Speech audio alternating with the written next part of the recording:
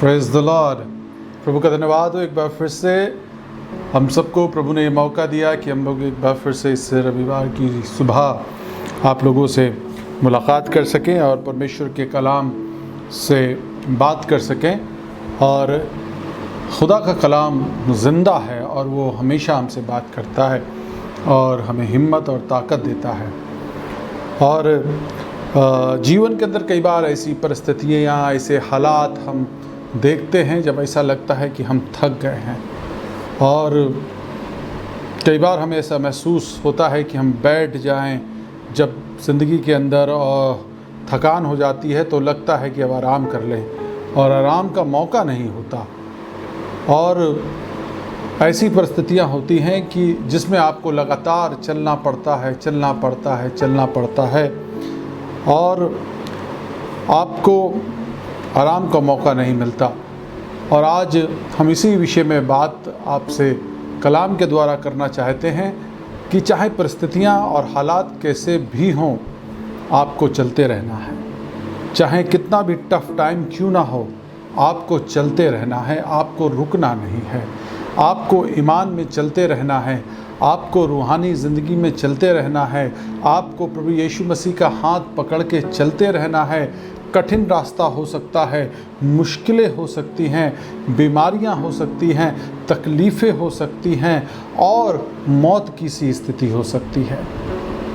चारों तरफ निराशा और उदासी हो सकती है। ऐसी परिस्थिति में सिर्फ एक ही है जो आपको बल और शक्ति देता है, उसका नाम प्रभु यीशु मसीह है। और परमेश्वर के वचन के अंदर इस प्रकार से लिखा है, भजन संहिता उसका 23 अध्याय और उसका 4 पद, चाहे मैं घोर अंधकार से भरी हुई तराई में होकर चलूं तो भी हानि से ना डरूंगा, क्योंकि तू मेरे साथ है। क्योंकि तू मेरे साथ है। चाहे मैं घोर अंधकार से भरी हुई तराई में होकर के चलूं, चाहे स्थिति ऐसी हो चारों तरफ जहाँ अंधकार ही अंधकार हो, जहाँ कुछ सूझ ना रहा हो, जहाँ कुछ दिख नहीं रहा हो, जहाँ पर अगला क्या है, व्हाट नेक्स्ट है, क्या है, हमें पता ही ना हो। ऐसी परिस्थितियों में भी परमेश्वर अपने लोगों से कहता है कि तुम्हें चलना नहीं छोड़ना है, तुम्हें लगातार चलते रहना है, तुम्हें रुकना नहीं है। और इस पद के द्वारा भी परमेश्वर का वचन हमसे बात कर रहा है और वो कह रहा है, चाहे घोर अंधकार से भरी हुई तराई हो और चारों तरफ हानि हो, नुकसान हो, मौत हो, बीमारी हो, परेशानी हो, तकलीफ़ें हो, लेकिन तुम्हें चलते रहना है, तुम्हें डरना नहीं है ऐसी वादी से, ऐसी परिस्थिति से, एक ऐसी कंडीशन से जिसमें से तुम होकर के गुजर रहे हो। क्यों नहीं डरना है, काहे नहीं घबराना है। जब अंधेरा होता है और कुछ सूझता नहीं, डर लगता है। जब चारों तरफ मौत की सी स्थिति हो, घबराहट होती है। लेकिन एक बड़ी बात यहाँ पे कही गई है, क्योंकि तू मेरे साथ रहता है। दाऊद कह रहा है, तू मेरे साथ रहता है, इसलिए मैं मौत की वादी में भी अपने ईमान में होकर के तेरे ऊपर मेरा जो भरोसा है उसे रख करके लगातार चलता रहूँगा। और मैं रुकूंगा नहीं, मैं ठहरूंगा नहीं, मैं बिल्कुल भी घबराऊंगा नहीं, मैं बेचैन नहीं होऊंगा, चाहे हालात और परिस्थिति कैसी भी क्यों ना हो। आज हो सकता है आप ऐसी स्थिति में हो सकता है आप ऐसी परिस्थितियों का सामना अपनी ज़िंदगी के अंदर कर रहे हों, लेकिन परमेश्वर का वचन भजन संहिता उसका 46 अध्याय उसका पहले और दूसरे पद के अंदर ऐसा लिखा है कि कठिन समय में अति सहजता से मिलने वाला सहायक, कठिन समय में अति सहजता से मिलने वाला सहायक, जब कोई भी नहीं मिलता है, जब कोई मदद नहीं मिलती, जब कोई सहायता नहीं मिलती, जब अपने भी मदद नहीं कर पाते, उस समय में प्रभु यीशु मसीह आपकी मदद के लिए तैयार है। आज जो परिस्थितियां हैं, आज जो हालात हैं, हम देख रहे हैं बहुत से लोग कोरोना वायरस से पीड़ित हैं, उनको क्वारंटाइन कर दिया गया है और वो ऐसी जगह पर हैं जहां डॉक्टर्स भी उनकी मदद नहीं कर पा रहे और यहाँ तक कि उनके घर वाले भी उनकी मदद नहीं कर पा रहे, उनकी सहायता नहीं कर पा रहे। घर वाले अपने में परेशान हैं, मित्र अपने में परेशान हैं कि कैसे हमारे अजीज जो हैं, जो आज क्वारंटाइन हैं कोरोना की वजह से, उनको कैसे सहायता पहुँचे। मेरे अजीज़ों, हो सकता है मैं और आप उनके पास ना पहुँच पा रहे हों, हो सकता है डॉक्टरों की कोशिशें नाकाफ़ी हों, लेकिन मैं आज उनको उत्साहित करना चाहता हूं। कठिन समय में अति सहजता से मिलने वाला सहायक है हमारा प्रभु। हाँ मेरे अजीज़ों, आपको निराश होने की आवश्यकता नहीं है। आप घोर अंधकार की वादी में होकर के भले ही चल रहे हैं, आपके साथ में प्रभु यीशु मसीह है और उसको आवाज़ दीजिए, उसे पुकारिए, उससे प्रार्थना कीजिए और आप देखिए कि प्रभु यीशु मसीह कैसे आपकी सहायता करेंगे, किस तरीके से वो आपकी मदद करेंगे, किस तरीके से आपको इस परिस्थिति से वो बाहर निकाल लेंगे। वो आपकी सहायता के लिए खड़े हैं, वो आपकी मदद के लिए खड़े हैं, वो आपके करीबी हैं। आपको निराश और उदास होने की आवश्यकता नहीं है। आप खुश होइए, आप आनंदित होइए। आपको चलते रहना है, ईमान में चलते रहना है, विश्वास में चलते रहना है, भरोसा रखना है अपने यीशु के ऊपर कि वो आपको इस परिस्थिति से जो है वो बाहर निकाल देगा। और मतलब नहीं रखता कि आज आप क्या अपनी ज़िंदगी के अंदर परेशानियों को झेल रहे हैं, लेकिन ये बात मतलब रखती है कि कल आप बड़ी बरकत को अपनी ज़िंदगी के अंदर देखने जा रहे हैं, बड़ी आशीष को आप अपनी ज़िंदगी के अंदर देखने जा रहे हैं, बड़ी चीज़ों को आप देखने जा रहे हैं। जो कुछ भी आज दिखाई दे रहा है, मैं आपको विश्वास दिलाना चाहता हूँ वो कल नहीं दिखाई देगा। ये परेशानी जो आज दिखाई दे रही है, जो प्रॉब्लम्स आज दिखाई दे रही हैं, मैं आपको भरोसा दिलाना चाहता हूँ, मैं आपको उत्साहित करना चाहता हूँ, ये कल कुछ भी दिखाई नहीं देगा, क्योंकि यीशु मसीह आपके साथ है। उसने आपकी इस परिस्थिति के अंदर आपका हाथ पकड़ रखा है। आप चाहे कैसे भी हालात में होकर के अपने जीवन के अंदर गुजर रहे हों, चाहे आप फाइनेंशियल प्रॉब्लम्स में हो, चाहे आप शारीरिक दुर्बलता में हो, चाहे आप डिप्रेशन में हो, आपको निराश होने की आवश्यकता नहीं है। मेरे अजीजों, आप अकेले नहीं हैं। आप कभी भी अपने आप को अकेला ना सोचें। जब कभी भी हम अपने आप को अकेला सोचते हैं तो हम उदास हो जाते हैं। हम सोचते हैं हम अकेले हैं, हमारे साथ कोई खड़ा नहीं है, मगर हम कई बार अपने यीशु मसीह को भूल जाते हैं। वो अदृश्य परमेश्वर है, वो हमारा अदृश्य मित्र है।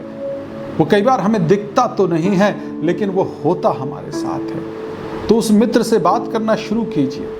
उस मित्र से आपकी गुफ्तगू होनी चाहिए, आपकी बातचीत होती रहनी चाहिए, ताकि जो मौत की सी वादी है उससे आप आराम से पार हो जाएं, आप आराम से उसमें से निकल जाएं। हाँ मेरे अजीज़ों, एक बार एक बहुत बड़े बिजनेसमैन थे। वो अपनी गाड़ी से जा रहे थे और तभी रास्ते में तूफान आ गया और बहुत तेज़ तूफान आया। तो उनका ड्राइवर जो है वो ये कहने लगा, अरे मालिक ऐसा करते हैं गाड़ी साइड में लगा लेते हैं। उसने कहा नहीं चलते रहो। और तूफान और तेज़ हो गया, तेज़ बारिश होने लगी। उसने कहा देखिए सारे लोग अपनी गाड़ियाँ जो हैं वो साइड में लगा ले रहे हैं, हमें भी चाहिए कि हम भी अपनी गाड़ी साइड में लगा लें। नहीं, लेकिन उस बिजनेसमैन ने उससे कहा नहीं चलते रहो, रुको मत, लगातार चलते रहो। और वो लगातार चलता रहा और एक जगह ऐसी आई जहाँ पर बारिश नहीं हो रही थी, जहाँ पर हवाएं नहीं चल रही थी। तब उस बिजनेसमैन ने कहा गाड़ी रोको, ड्राइवर से कहा, और ड्राइवर ने गाड़ी रोकी और बिजनेसमैन बाहर निकला और उसने कहा ड्राइवर से भी कहा तुम भी बाहर आओ, और वो भी बाहर आया। और तब बिजनेसमैन ने कहा पीछे पलट के देखो।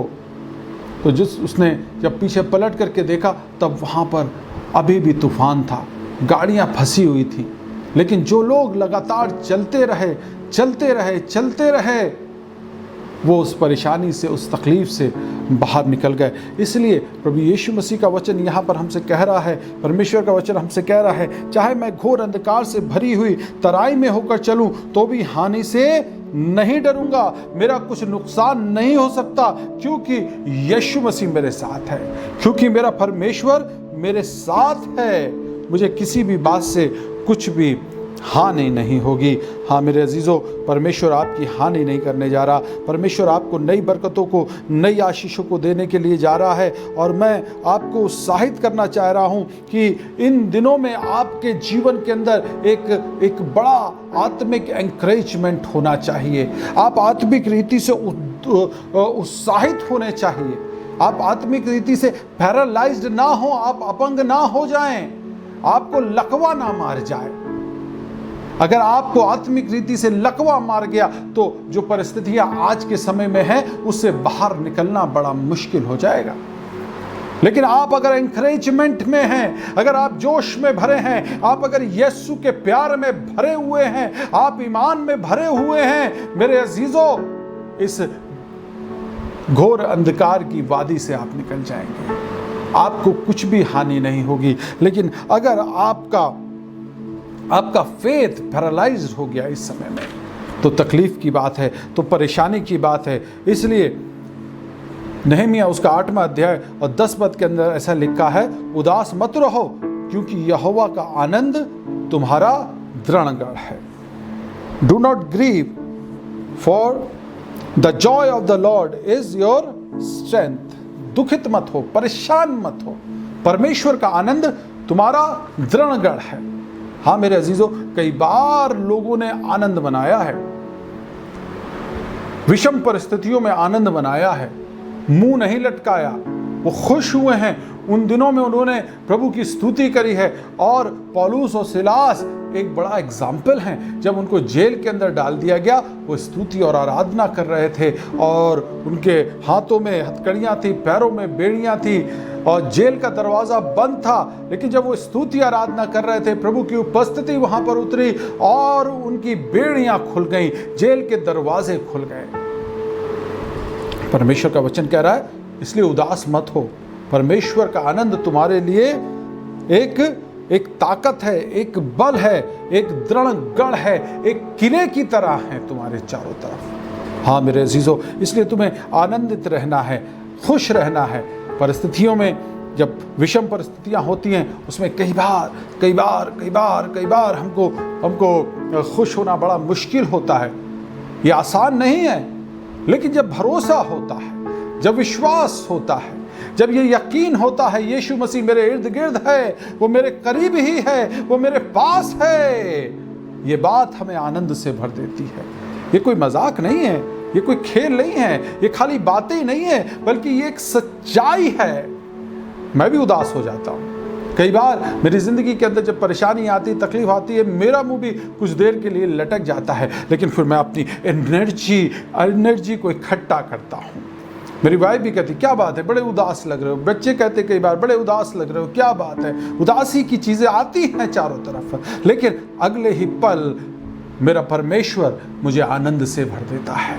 हाँ, हो सकता है आज का ये पल, ये घड़ी उदासी की हो आपकी ज़िंदगी के अंदर, लेकिन आपको अपनी ताकत को, अपनी रूहानी ताकत को इकट्ठा करना है और अपनी नजरों को अपने यीशु की ओर लगाना है। इस घोर अंधकार की वादी में वही आपको प्रकाश देगा, वही आपको ज्योति देगा, वही आपके साथ में है। कोई हो ना हो, वो आपको ताकत देने वाला है, जा रहा है, वो आपके साथ चलने जा रहा है, वो आपके लिए रास्ता तैयार करने जा रहा है, वो आपके साथ खड़ा है। और आप देखेंगे वो ऐसे लोगों को आपके साथ में आने वाले समय में खड़ा करने जा रहा है। ऐसी सहायता आपके पास में पहुंचने जा रही है जिसकी आप कभी कल्पना भी नहीं कर सकते। जैसे एलिया जब खरात नाले में बैठा हुआ था, उसे क्या पता था यहाँ पर कैसे उसे खाना मिलेगा, कैसे भोजन मिलेगा। चालाक कौवे से उसने उसको रोटी खिलाई, और रोटी नहीं बल्कि साथ में बोटी भी रखे थी। हाँ मेरे अजीजों, कौवा कभी रोटी दे दे अपनी, कौवा कभी अपनी बोटी दे दे? ऐसा कभी नहीं हो सकता, ऐसा नहीं हो सकता। उसकी तो आदत होती है, वो तो दूसरों की छीन करके भाग जाता है। हाँ मेरे अजीजों, परमेश्वर आपके जीवन के अंदर ये मैसेज देना चाहता है, ऐसे लोग आपकी मदद करेंगे जो किसी की मदद नहीं करते, जो किसी के काम नहीं आते, वो आपके काम आने जाने वाले हैं। वो आने वाले समय में आपके साथ में खड़े होने वाले हैं। आपके पास में परमेश्वर अद्भुत तरीके से अपनी सहायता को भेजने जा रहा है। सारपत नगर की विधवा एक बड़ी परिस्थिति में थी, खराब हालात में वो पड़ी हुई थी और उसका वहां से निकलना और उसका बचना बड़ा मुश्किल था। चारों तरफ सारपत नगर के अंदर एक बड़ा अकाल पड़ा हुआ था और वहां पे बड़ा मुश्किल था। परमेश्वर का वचन बताता है कि जब एलिया को परमेश्वर ने कहा जा सारपत नगर की विधवा के यहाँ मैंने तेरे भोजन का इंतजाम किया है, वो बड़ा खुशी खुशी वहां पे पहुंचा होगा, बोला होगा अरे वाह आप थोड़े दिन आराम से गुजरेंगे, कौए की रोटी और बोटी नहीं खानी पड़ेगी, वो विधवा मुझको रोटी खिलाएगी। लेकिन जब वो वहां पे पहुंचा स्थिति और भी ज्यादा विषम थी, और भी ज्यादा खराब थी। उस विधवा ने कहा मेरे पास में खाने को नहीं है, कनस्तर में मुट्ठी भर आटा है, कुप्पी में थोड़ा सा तेल है, मैंने तो सोचा था मैं और मेरा लड़का इसे खाएंगे और मर जाएंगे, लेकिन अगर अब तू कहता है, एलिया ने कहा मेरे लिए रोटी बना करके ला। उसने कहा अच्छा ठीक है। वो विश्वासीन थी, उसने ऐसी परिस्थिति में भी उस आखिरी रोटी की खाने की जो उसकी उम्मीद थी, उसने उसको दरकिनार करके वो ईमान में चलती रही। उसने कहा जो प्रभु को मंजूर हो, परमेश्वर का दास आया है उसको पहले मिलना चाहिए। और उसने जब परमेश्वर के दास को दिया, परमेश्वर का वचन बताता है वहीं से उसके जीवन के अंदर एक बड़ा मिरेकल हो गया, बड़ा चमत्कार हुआ। और जब तक अकाल रहा, कनस्तर का आटा नहीं खत्म हुआ, कुप्पी में का तेल खत्म नहीं हुआ। तो अपनी जिंदगी के अंदर टफ टाइम आप देख सकते हैं, तकलीफ का समय आ सकता है, बहुत ही घबराहट और उदासी का समय हो सकता है, लेकिन आपको घबराने की जरूरत नहीं है। आपको चलते रहना है। आपको अपनी जिंदगी के अंदर अगर आज एक तकलीफ का समय है तो आप एक विजन सेट कीजिए, एक दर्शन देखिए आप कि मुझे आने वाले समय में, आने वाले 5 दिन के बाद, आने वाले 10 दिन के बाद, आने वाले 15 दिन के बाद, आने वाले 1 महीने के बाद मुझे किस स्थिति में होना है, मैं क्या चीज़ें देखना चाहता हूँ, मैं क्या चीज़ें देखना चाहती हूँ। आप दर्शन को अपनी लाइफ के अंदर सेट कीजिए और आप देखेंगे कि जो चीज़ें आज दिखाई देती हैं वो कल नहीं दिखाई देंगी। और आप वो वाला दिन जो आप दर्शन में अपने रखने जा रहे हैं, वो चीज़ें आप अपने जीवन के अंदर देखेंगे। ड्रीम बिग, दर्शन बड़ा। खुदा के लोगों के सपने बड़े होते हैं, वो डरते और घबराते नहीं, वो उदास और निराश नहीं होते। क्यों? क्योंकि यीशु मसीह उनके साथ रहता है, इसलिए वो चलते रहते हैं। टाइम चाहे कितना भी टफ हो, वो चलते रहते हैं, वो रुकते नहीं। इसलिए मैं आपको उत्साहित करना चाहूँगा कि आप भी रुके नहीं, आप भी चलते रहें, क्योंकि परमेश्वर की सामर्थ आपके साथ में है, परमेश्वर की आशीषें आपके साथ में हैं। और आप जितना आगे बढ़ेंगे उतने ही आप जीत के करीब पहुंचेंगे। जितना आप ईमान में आगे बढ़ेंगे उतने ही सफलताओं के करीब आप पहुंचने जा रहे हैं। अगर आप चलते रहेंगे तो कठिन समय जो है, ये कठिन सफ़र कट जाएगा, लेकिन अगर रुक जाएंगे तो सफ़र थम जाएगा। इसलिए ईमान में चलें। घोर अंधकार हो सकता है, मौत की वादी हो सकती है, सब चीज़ें ख़राब हो सकती हैं, लेकिन एक चीज़ अच्छी है कि यीशु मसीह आपके साथ है। वो आपको नया बल और नई आशीष देने जा रहा है। आइए हम दुआ करें। अनुग्रहकारी दयालु पिता, हम आपका धन्यवाद करते हैं आपकी अद्भुत बरकतों के लिए। शुक्रगुजार है कि आज के वचन के द्वारा आपने हमें आशीषित किया।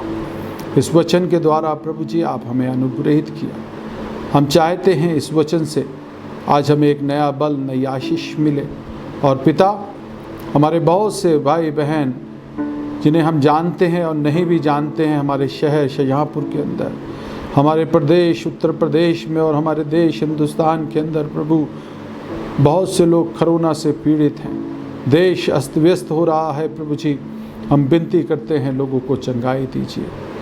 पूरे विश्व के लिए प्रार्थना करते हैं, तमाम उन देशों के लिए जहाँ पे कोरोना वायरस से लोग पीड़ित हैं प्रभु जी, उनको भी आप चंगाई दें।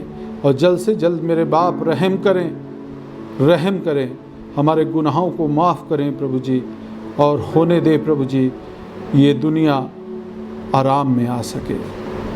नॉर्मली पिता परमेश्वर सारी बातें अपने नॉर्मल लाइफ सामान्य ज़िंदगी प्रभु जी सब जी सकें, और ये सब तेरे ही फजल से हो सकता है।